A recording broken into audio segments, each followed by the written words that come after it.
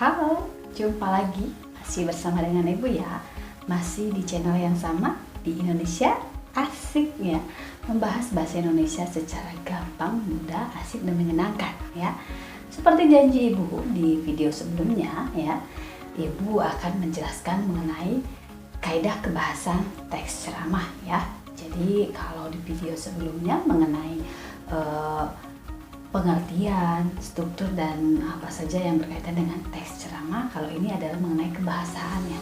Apa saja sih kebahasaan yang digunakan dalam teks ceramah? Oke.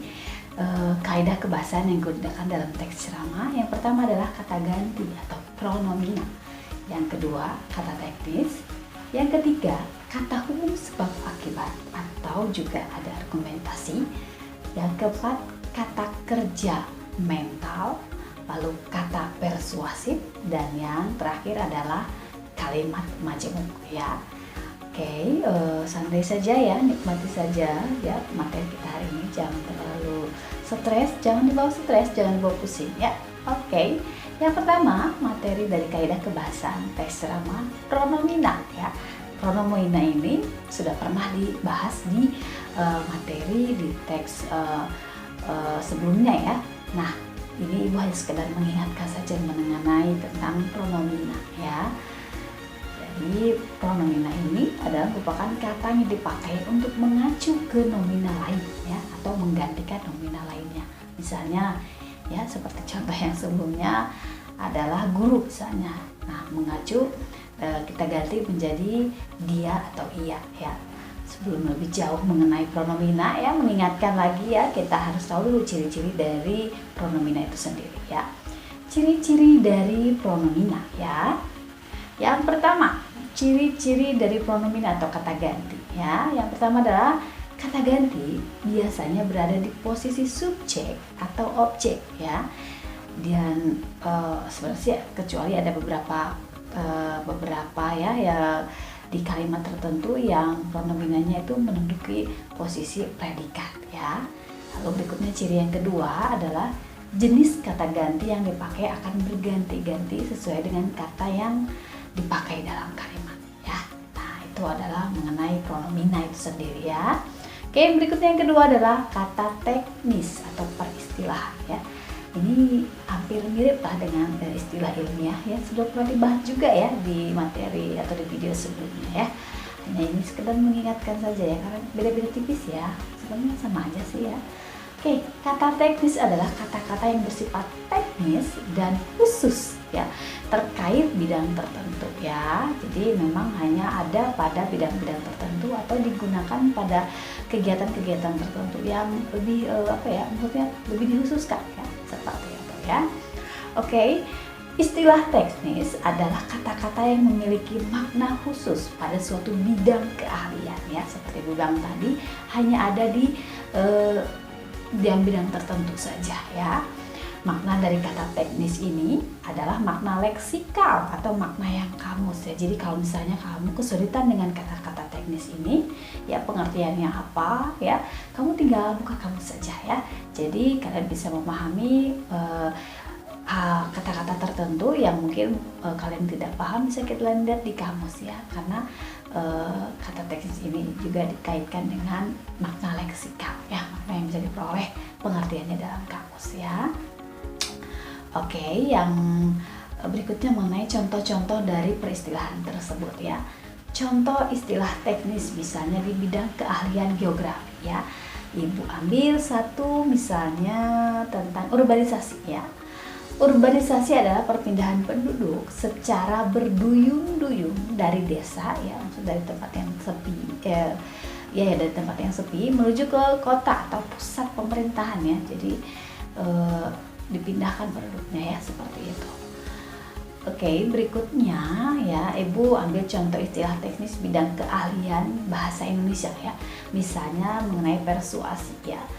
Persuasi ini adalah ajakan kepada seseorang dengan cara memberikan alasan dan prospek baik yang meyakinkannya ya. Jadi bisa juga dengan istilah bujukan halus, himbauan yang bertujuan untuk membuktikan pendapat ya. Jadi sebenarnya teks ceramah ini juga memiliki kata persuasi ya. Oke, supaya kalian nggak pusing juga ya, nggak stres ya, Ibu lanjut saja langsung pada kata hubung sebab akibat atau juga kalimat argumentasi ya. Apa sih kata hubung ini?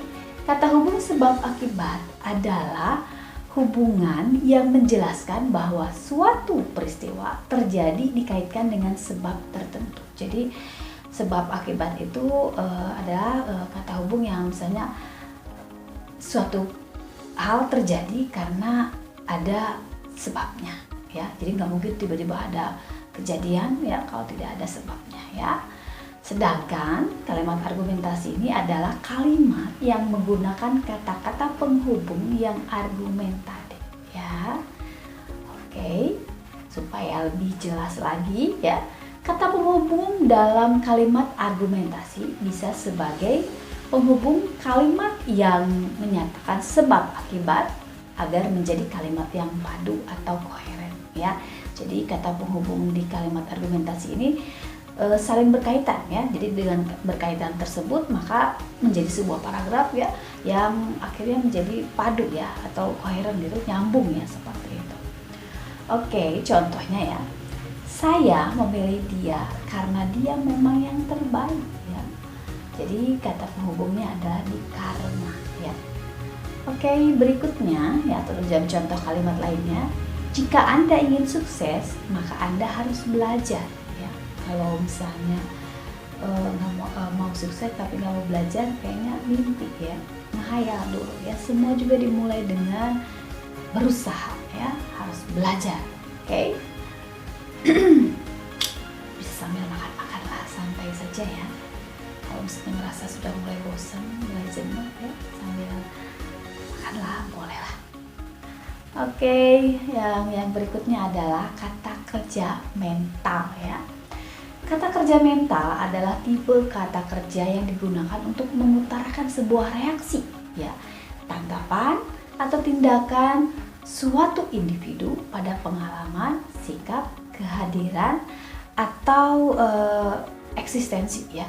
Jadi ini juga sebenarnya sudah pernah dibahas ya dari kata kerja verb. Nah, ini salah satunya adalah kata kerja mental ya.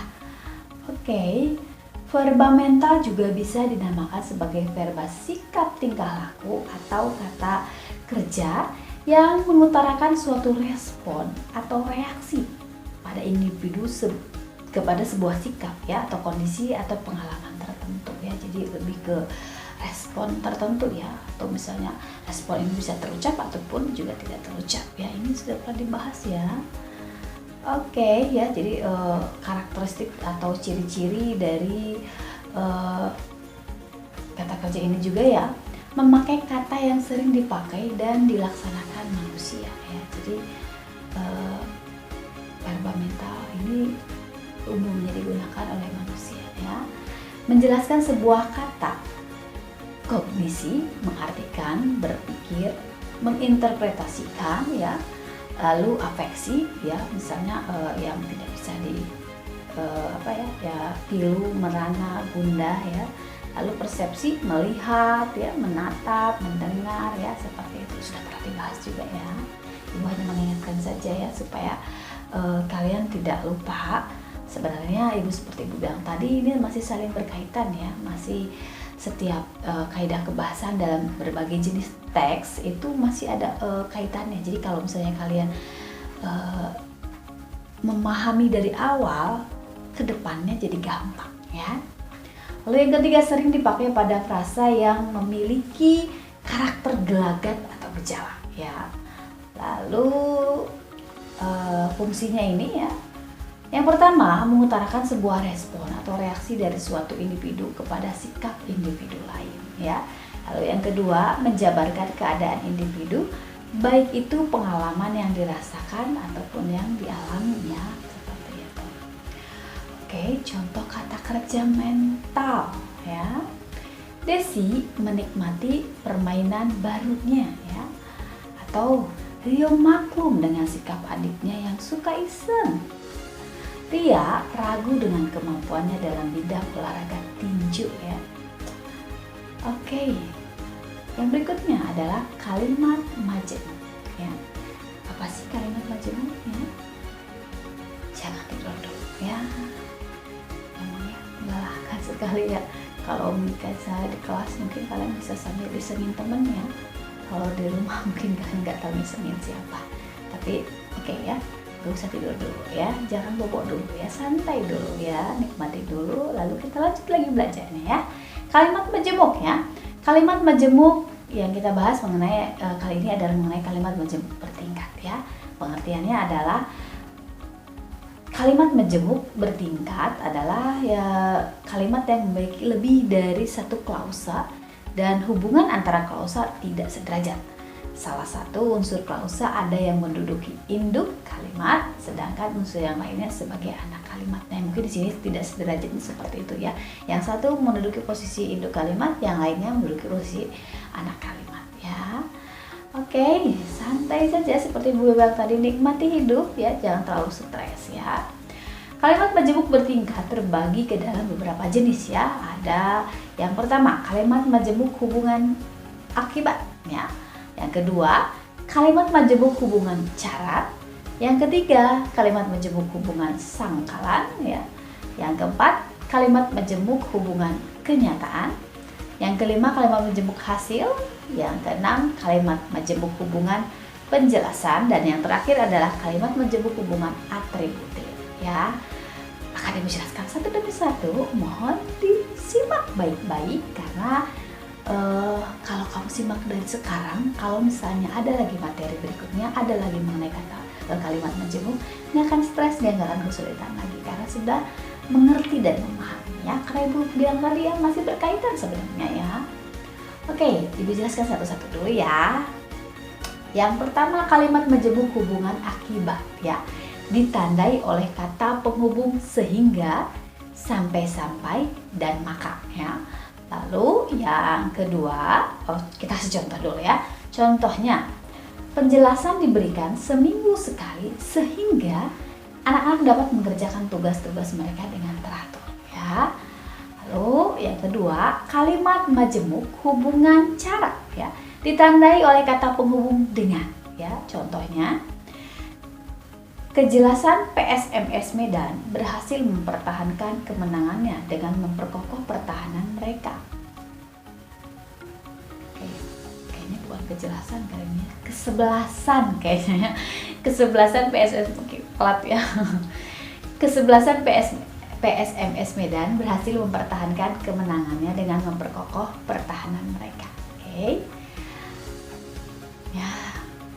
Yang ketiga, kalimat majemuk hubungan sangkalan ditandai oleh konjungsi seolah-olah, seakan-akan ya. Contohnya, mereka menari-nari kelihatan senang sekali, seolah-olah tidak ada sesuatu apapun yang terjadi. Oke, yang keempat, kalimat majemuk hubungan kenyataan ditandai dengan konjungsi padahal sedangkan.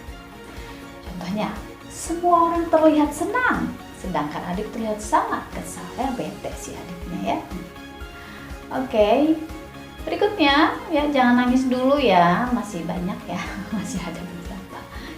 Oke, yang kelima, kalimat majemuk hasil ditandai oleh konjungsi makanya ya. Contoh kalimatnya, drama Korea itu sangat menyedihkan, makanya saya menangis sejadinya ya. Ini yang suka drakor, yuk mari sareng-yong ya.